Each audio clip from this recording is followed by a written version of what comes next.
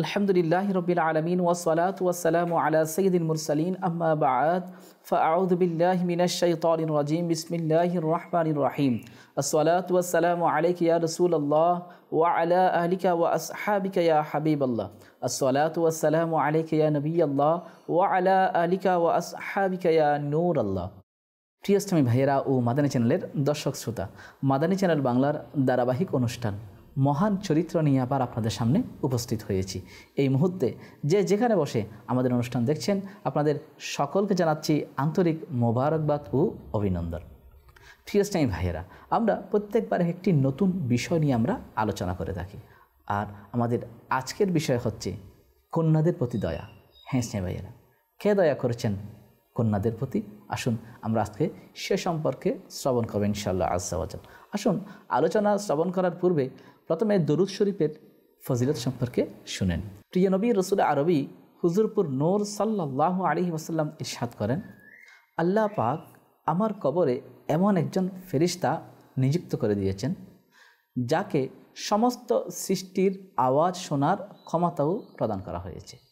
সুতরাং সে কিয়ামত পর্যন্ত যে ব্যক্তি আমার উপর দরুদ শরীফ পাঠ করবে তার নাম এবং তার পিতার নামসহ আমার দরবারে পেশ করবে এবং বলবে, ইয়া রাসূলুল্লাহ সাল্লাল্লাহু আলাইহি ওয়াসাল্লাম, অমুকের ছেলে অমুক আপনার উপর দরুদ শরীফ পাঠ করেছে। সুবহানাল্লাহ সুবহানাল্লাহ। প্রিয় ইসলামী ভাইয়েরা ও মাদানী চ্যানেলের দর্শক শ্রোতা, দেখুন কত সুন্দর এক কথা যে ফেরেশতারা প্রিয় নবীর দরবারে তার নাম তার পিতার নাম পেশ করবেন। কেমন সৌভাগ্যবান ওই ব্যক্তি যে প্রিয় নবীর উপর অধিক হারে দরুদ শরীফ পাঠ করে। সুতরাং আসুন আমরাও পাঠ করে নিই, সল্লু আলাল হাবিব সাল্লাল্লাহু তাআলা আলা মুহাম্মদ সাল্লাল্লাহু তাআলা আলাইহি ওয়া আলিহি ওয়াসাল্লাম। ঠিক আছে ভাইয়েরা, আল্লাহ পাকের সর্বশেষ নবী হুজুরপুর নূর সাল্লাল্লাহু আলাইহি ওয়াসাল্লামকে আল্লাহ পাক ওই নিয়ামত দ্বারা ধন্য করেছেন এবং তাকে এমন এমন বৈশিষ্ট্য দ্বারা সজ্জিত করেছেন যে সম্পর্কে আমরা শোনার সৌভাগ্য অর্জন করেছি। আর প্রিয় নবী হুজুরপুর নূর সাল্লাল্লাহু আলাইহি ওয়াসাল্লামের মহান চরিত্র, তাঁর গুণাবলী সম্পর্কে পবিত্র কুরআনুল কারীমের মধ্যেও বর্ণিত রয়েছে। সাথে সাথে মায়েশা সিদ্দিকা রাদিয়াল্লাহু তাআলা আনহার কাছ থেকে যখন জিজ্ঞাসা করা হয়েছিল যে ইয়া মায়েশা সিদ্দিকা রাদিয়াল্লাহু তাআলা আনহা, হ্যাঁ আম্মাজান, প্রিয় নবীর চরিত্র কেমন ছিল? তখন মায়েশা সিদ্দিকা রাদিয়াল্লাহু তাআলা আনহা বলেছিলেন যে প্রিয় নবীর চরিত্র ছিল হুবহু কোরআনের মতো। সুবহানাল্লাহ। প্রিয় ইসলামী ভাইয়েরা ও মাদানী চ্যানেলের দর্শক শ্রোতা, যে আমরা জানলাম প্রিয় নবীর চরিত্র এমন মহান চরিত্র যে গুণাবলীর কোনো শেষ নেই, এবং উলামায়ে কিরাম বর্ণনা করতে গিয়ে বলেন, নবী করিম সাল্লাল্লাহু আলাইহি ওয়াসাল্লাম এর অনন্য চরিত্র সত্যবাদিতা, আমানতদারিতা, মিষ্টি ভাষা, সুন্দর আচরণ, বিনয়, নম্রতা ইত্যাদি গুণে গুণান্বিত ছিলেন। আর প্রিয় নবী হুজুরপুর নূর সাল্লাল্লাহু আলাইহি ওয়াসাল্লাম যেভাবে মানুষদেরকে যেভাবে মহাব্বত করতেন, তেমনি জিনদের প্রতিও তিনি রহমত, জিনদের জন্য তিনি এরকম দয়া করতেন। সাথে সাথে জীবজন্তু যারা রয়েছে এদের প্রতিও প্রিয় নবী দয়া করতেন। সাথে সাথে তিনি কন্যাদের প্রতিও দয়াবান ছিলেন। হ্যাঁ ইসলামী ভাইয়েরা, আজকে আমরা শুনব যে কন্যাদের প্রতি কেমন দয়া করেছিলেন। ওই সময় ওই সমাজে ওই গোত্রের মধ্যে প্রিয় নবী হুজুরপুর নূর সাল্লাল্লাহু আলাইহি ওয়াসাল্লাম তাদেরকে ওইভাবে ইরশাদ করেছেন যেই সময়ের মধ্যে ওই ব্যক্তিগণ তাদের কন্যাকে জীবিত দাফন করে দিত, ওই সময় তাদের কন্যাকে জীবিত হত্যা করত, তারা কন্যাকে অভিশাপনা করত। এত নির্দয়, এত পাষাণ ব্যক্তিগণ যখন প্রিয় নবী হুজুরপুর নূর সাল্লাল্লাহু আলাইহি ওয়াসাল্লামের দরবারে এসে যখন তারা তাদের অতীতের সেই জঘন্যপূর্ণ কথাগুলো, সেই মারাত্মক ধ্বংসযোগ্য এবং মানুষের প্রতি মানুষ কেমন নির্দয় হতে পারে সেই ঘটনাবলী যখন প্রিয় নবীর দরবারে বর্ণনা করেছিল, তখন হুজুরপুর নূর সাল্লাল্লাহু আলাইহি ওয়াসাল্লাম ওই কন্যাদের প্রতি কেমন দয়া প্রকাশ করেছেন, আসুন আমরা আজকে সে সম্পর্কে শ্রবণ করব। এক ব্যক্তি প্রিয় নবী হুজুরপুর নূর সাল্লাল্লাহু আলাইহি ওয়াসাল্লামের দরবার উপস্থিত হয়ে আরজ করল, ইয়া রাসূলুল্লাহ সাল্লাল্লাহু আলাইহি ওয়াসাল্লাম, আমরা জাহিলি যুগে বুতের উপাসনা করতাম, এক লা ইলাহা ইল্লাল্লাহকে মানতাম না। ওই সময় আমরা ওই বুতগুলোর উপাসনা করতাম, এদের পূজা করতাম, নিজের কন্যা সন্তানদেরকেও মেরে ফেলতাম। আমার এক কন্যা সন্তান ছিল, যখন আমি তাকে ডাকতাম সে খুব খুশি হতো। একদিন আমি তাকে ডাকলাম, তখন সে খুব খুশি হয়ে আমার পেছনে পেছনে চলতে লাগলো। আমার খুব নিকটবর্তী একটি কূপের পাশে গিয়ে আমিও দাঁড়ালাম, সেও দাঁড়ালো। আমি তার হাত ধরলাম এবং তাকে কূপে নিক্ষেপ করলাম। বেচারি তখন কেঁদে কেঁদে বলতে লাগলো, আব্বা জান বলে চিৎকার করতে লাগলো। কিন্তু আমি সেদিকে না তাকিয়ে তাকে কূপের মধ্যে ফেলে সেখান থেকে চলে আসলাম। এটা শুনেই প্রিয় নবী হুজুরপুর নূর সাল্লাল্লাহু আলাইহি ওয়াসাল্লাম অশ্রুসিক্ত হলেন এবং তিনি কান্না করতে করতে বলতে লাগলেন যে জাহিলি যুগে সংগঠিত গুনাহসমূহ আল্লাহ পাক ক্ষমা করে দেন। সুবহানাল্লাহ। প্রিয় ইসলামী ভাইয়েরা ও মাদানী চ্যানেলের দর্শক শ্রোতা, দেখুন প্রিয় নবী হুজুরপুর নূর সাল্লাল্লাহু আলাইহি ওয়াসাল্লাম যেই যুগে কন্যাদেরকে জীবিত হত্যা করতো, জীবিত মেরে ফেলা হতো, সেই যুগে কন্যাদেরকে মোহাব্বত করার জন্য প্রিয় নবীর শিক্ষা কেমন, যে আল্লাহ পাক জাহিলি যুগে যা হয়েছে, যে অপরাধগুলো, সেগুলোকে আল্লাহ পাক ক্ষমা করে দিয়েছেন এবং ইসলাম নারীদের কতটুকু সম্মানিত করেছেন। হ্যাঁ ইসলামী ভাইয়েরা, ইসলাম নারীদের মর্যাদা, অধিকার প্রতিষ্ঠিত করেছে। মিরাজ বন্টনের সময় কন্যারা, স্ত্রীগণ তার স্বামীর কাছ থেকেও কিন্তু সম্পত্তি লাভ করে থাকে, সাথে সাথে পিতার পক্ষ থেকেও সম্পত্তি লাভ করে থাকে। তো যেখানে যাদের কোনো যোগ্যতা বলতেই ওই রকম কিছু অধিকার ছিল না, তাদের রাইটস ছিল না, তাদেরকে মানুষ ভোগের বিলাস মনে করত, সেই সময় সেই যুগের অবহেলিত ব্যক্তিগণ কাজকে সম্মানিত করেছেন এবং এমন সম্মান দান করেছেন, আজকে তাদের কদমের মধ্যে সন্তানদের জন্য জান্নাত রেখে দেওয়া হয়েছে। সুবহানাল্লাহ। প্রিয় ইসলামী ভাইয়েরা ও মাদানী চ্যানেলের দর্শক শ্রোতা, এটাই ছিল প্রিয় নবীর মহান চরিত্র, এটাই ছিল প্রিয় নবীর উদারতা, মহানুভবতা। অপর বর্ণনায় রয়েছে, এক ব্যক্তি আরজ করল, ইয়া রাসূলুল্লাহ সাল্লাল্লাহু আলাইহি ওয়াসাল্লাম, যখন আমি মুসলমান হলাম আমার মধ্যে ইসলামের স্বাদ অর্থাৎ মিষ্টতা নসিব হয়নি। জাহেলি যুগে আমার এক কন্যা ছিল, আমি আমার স্ত্রীকে আদেশ দিলাম যেন তাকে সুন্দর পোশাক দ্বারা সজ্জিত করে দেয়। অতঃপর আমি তাকে নিয়ে ঘর থেকে বের হয়ে হাঁটতে লাগলাম এবং একটি গভীর গর্তের পাশে গিয়ে তাকে নিক্ষেপ করছিলাম। তখন সে অস্থিরতার সাথে কান্না করে বলতে লাগলো এবং চিৎকার করতে লাগলো। চিৎকার করে সে বলতে লাগলো, ইয়া আবাতি অতাল তানি, অর্থাৎ হে আব্বু, আপনি কি আমাকে হত্যা করছেন? কিন্তু আমি তার দিকে না তাকিয়ে আমি তাকে ওই গভীর গর্তের মধ্যে নিক্ষেপ করলাম। ইয়া রাসূলুল্লাহ সাল্লাল্লাহু আলাইহি ওয়াসাল্লাম, যখন আমার কন্যার ওই বাক্য অর্থাৎ আব্বু আপনি কি আমাকে হত্যা করছেন, এই কথা যখন স্মরণে আসে তখন আমি অস্থির হয়ে যাই। অতঃপর আমার মাঝে এমন অস্থিরতা সৃষ্টি হয় যে আমার কোনো কিছুই ভালো লাগে না। তখন প্রিয় নবী হুজুরপুর নূর সাল্লাল্লাহু আলাইহি ওয়াসাল্লাম ইরশাদ করলেন, ইসলাম জাহিলি যুগে সংগঠিত হওয়া সকল গুনাহ মিটিয়ে দেয়, যেভাবে ইসলাম অবস্থা অর্থাৎ মুসলমান অবস্থায় সংগঠিত হওয়া গুনাহকে ইস্তিগফার মিটিয়ে দেয়। সুবহানাল্লাহ, সুবহানাল্লাহ। প্রিয় ইসলামী ভাইয়েরা ও মাদানী চ্যানেলের দর্শক শ্রোতা, দেখুন কোন বর্বরতার যুগ থেকে আমাদেরকে আজকে সুশীল সমাজ উপহার দিয়েছেন। আল্লাহু আকবার। এজন্য আমাদের উচিত প্রিয় নবী হুজুরপুর নূর সাল্লাল্লাহু আলাইহি ওয়াসাল্লাম এর আদর্শকে আঁকড়ে ধরা। ইস্তিগফার অর্থাৎ ক্ষমা প্রার্থনা করা, আর ক্ষমা প্রার্থনা সগীরা ও কবিরা উভয় প্রকার গুনাহের জন্য করা হয়ে থাকে। সুতরাং আল্লাহ তাআলা যদি চান আপন দয়া এই দোয়া কবুল করে ছোট বড় সমস্ত গুনাহ ক্ষমা করে দেন। অবশ্যই সাধারণ আমল সম্পর্কে মুহাদ্দিসিনে কিরাম ও উলামায়ে কিরাম রাহিমাহুমুল্লাহু সাল্লাম এই মাসআলা স্পষ্ট করেছেন যে কবিরা গুনাহ শুধুমাত্র তাওবার দ্বারা মাফ হয়, আর অন্যান্য আমল যেগুলো রয়েছে সেগুলা ওই আমলগুলোর কারণ সম্পর্কে এভাবে সুসংবাদ দেওয়া হয়েছে যে তারা যখন ক্ষমা চাইবে তখন আল্লাহ পাক ওই সগীরা গুনাহ ক্ষমা করে দেবেন। আর কিছু কিছু আমল রয়েছে, অন্যান্য আমল যেগুলোর দ্বারা গুনাহ মাফ হওয়ার সুসংবাদ প্রদান করা হয়েছে, তার দ্বারা উদ্দেশ্য হচ্ছে শুধুমাত্র সগীরা গুনাহ, কবিরা গুনাহ নয়। কবিরা গুনার জন্য তওবা শর্ত। প্রিয় ইসলামীরা, আমরা শুনলাম যে কন্যা সন্তান পিতাকে কীভাবে মহাব্বত করছেন, কীভাবে ডেকে যাচ্ছেন, আর পিতা সেদিকে না তাকিয়ে তাকে গভীর গর্তে নিক্ষেপ করেছিল। প্রিয় ইসলামী ভাইয়েরা, কেমন দয়া করে যাচ্ছেন প্রিয় নবী হুজুরপুর নূর সাল্লাল্লাহু আলাইহি ওয়াসাল্লাম, তাদেরকে শিক্ষা দিচ্ছেন যে জাহিলি যুগে সংগঠিত গুনাহ আল্লাহ ক্ষমা করে দিয়েছেন, তাদের প্রতি দয়া কর।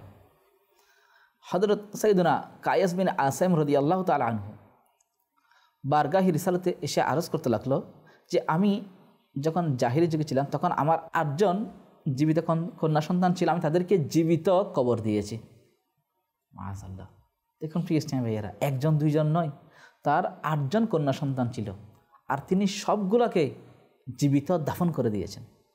তখন প্রিয় নবী হুজুরপুর নূর সাল্লাল্লাহু আলাইহি ওয়াসাল্লাম ইরশাদ করলেন যে প্রত্যেকটির বিনিময়ে একটি করে গোলাম আজাদ করো। তখন তিনি আরজ করলেন যে আমার নিকট তো অতগুলো গোলাম নেই, আমার নিকট উট রয়েছে। তখন প্রিয় নবী হুজুরপুর নূর সাল্লাল্লাহু আলাইহি ওয়াসাল্লাম ইরশাদ করলেন, ইচ্ছা করলে প্রত্যেকের পক্ষ থেকে একটি করে উট কুরবানি দাও। সুবহানাল্লাহ, সুবহানাল্লাহ।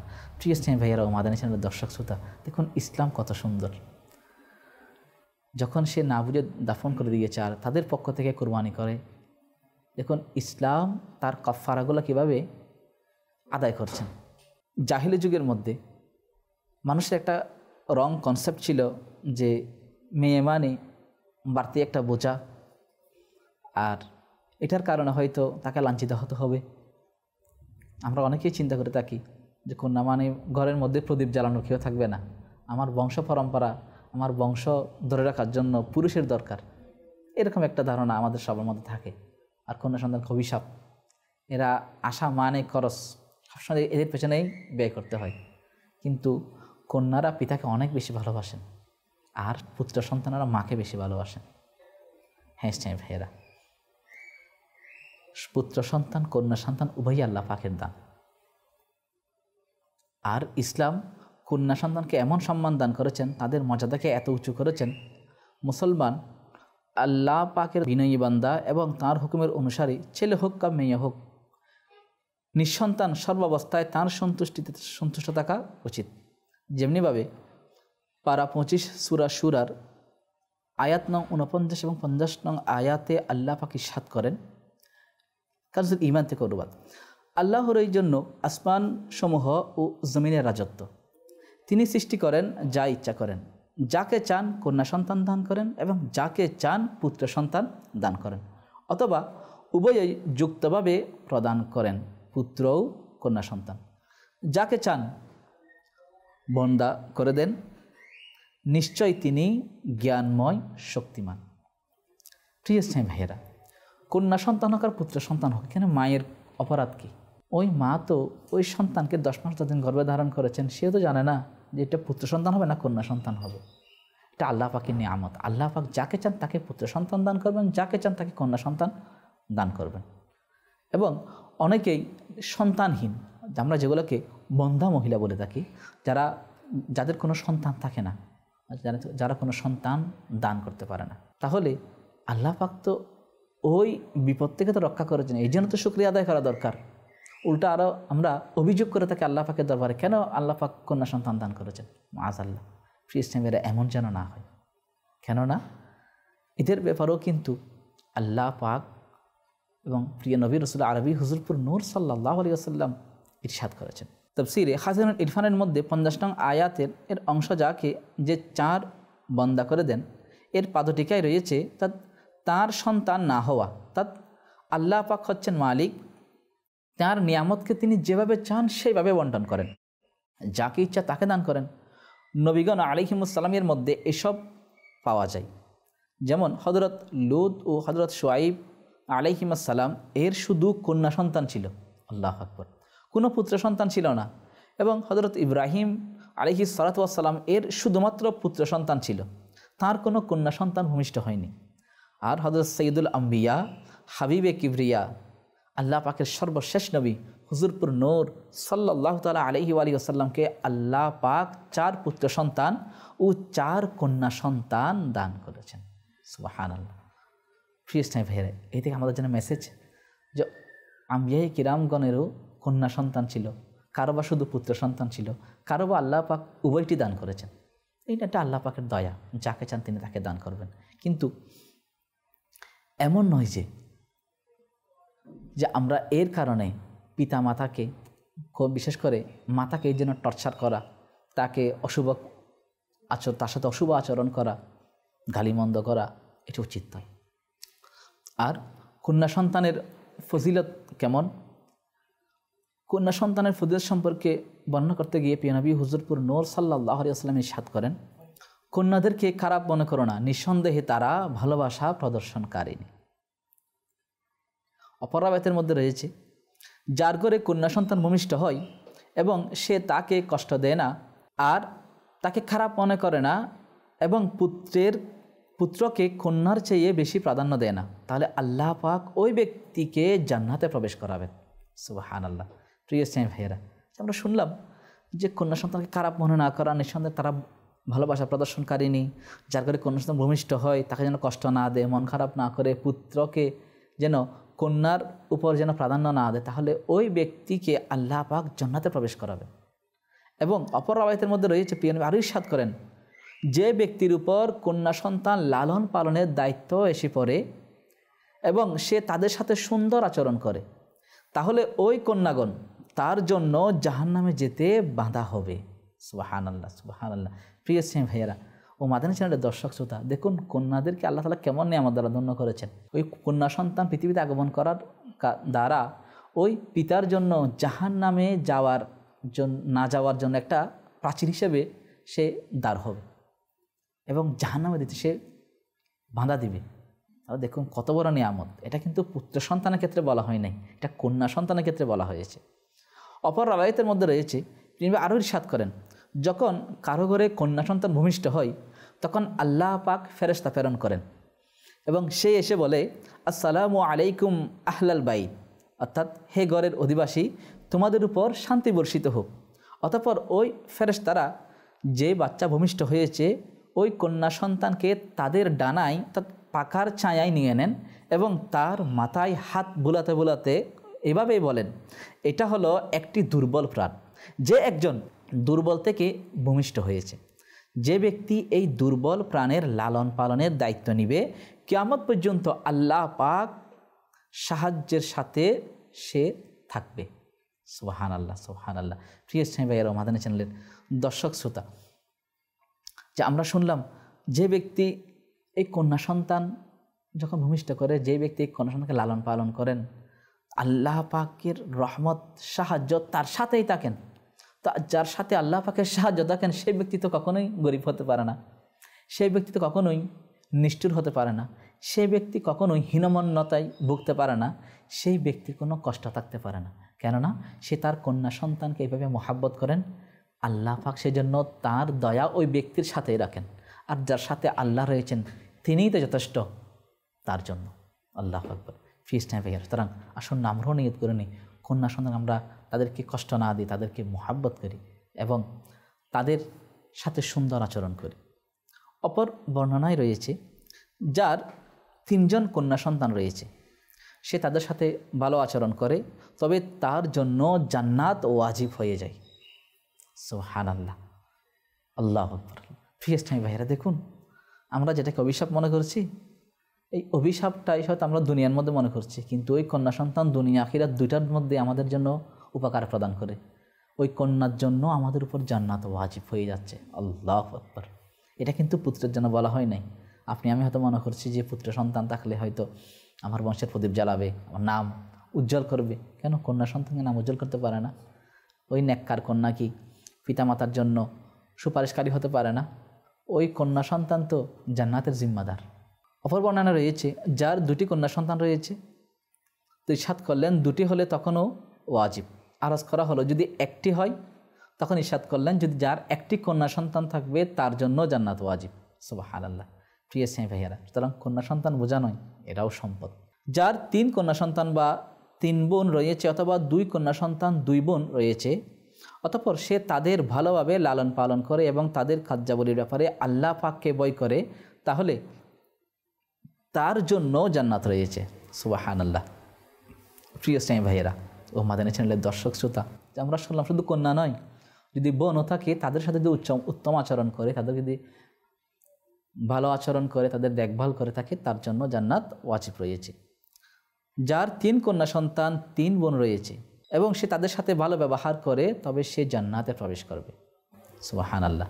প্রিয় ইসলামী ভাইয়েরা ও মাদানী চ্যানেলের দর্শক শ্রোতা, সুতরাং আমাদেরও উচিত কন্যা সন্তানকে মহাব্বত করা এবং নিজের বোন থাকলে তাদেরকে ওইভাবে মহাব্বত করা, শফকত করা, তাদের উপর দয়া করা। অপর বর্ণনা রয়েছে প্রিয় নবী আরও ইরশাদ করেন, যে ব্যক্তি নিজের 2 কন্যা বা 2 বোন অথবা আত্মীয়ের 2 কন্যার জন্য সওয়াবের নিয়তে ব্যয় করে, এমনকি আল্লাহ পাক তাদেরকে অমুখ্যাপেক্ষী করে দেন, অর্থাৎ তাদের বিয়ে হয়ে যায় বা তারা সম্পদশালী হয়ে যায় বা তাদের মৃত্যু হয়, তবে তারা তার জন্য আগুন থেকে দেয়াল হয়ে যাবে। প্রিয় ভাইয়ের ও মাদানী চ্যানেলের দর্শক শ্রোতা, আমরা শুনলাম যে প্রিয় নবী হুজুরপুর নূর সাল্লাল্লাহু আলাইহি ওয়াসাল্লামের সেই উমিয়া বাণী, যেই বাণীর মধ্যে রয়েছে কন্যা হোক আর বোন হোক তাদেরকে যদি মহাব্বত করেন, তাদের দেখভাল করে বিয়ে ব্যবস্থা করে থাকে, তা আল্লাহ পাক ওই কন্যা সন্তানকে মহাব্বত করার কারণে তাদের জন্য জাহান্নাম থেকে যাওয়ার জন্য প্রাচীর হয়ে যায়, সুতরাং তারা জান্নাতেই যাবে। সুতরাং আমাদেরও উচিত কন্যা সন্তানকে মহাব্বত করা। কেমন মহাব্বত ইরশাদ করেছেন মা ফাতেমাতুজ জাহরা রাদিয়াল্লাহু তাআলা আনহা যখন প্রিয় নবী হুজুরপুর নূর সাল্লাল্লাহু আলাইহি ওয়াসাল্লামের খিদমতে যখন উপস্থিত হতেন, তখন তিনি দাঁড়িয়ে তার প্রতি মনোনিবেশ করতেন, অতঃপর আপন প্রিয় হাত তার হাতে নিয়ে চুমু দিতেন। আল্লাহু আকবার। তারপর তাকে নিজের বসার স্থানে বসাতেন।